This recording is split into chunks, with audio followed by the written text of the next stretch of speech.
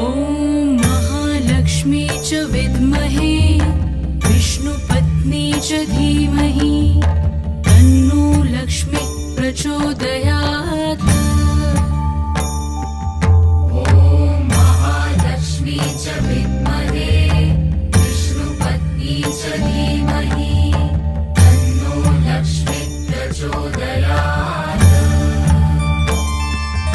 ॐ महालक्ष्मी च विद्महे विष्णुपत्नी च धीमहि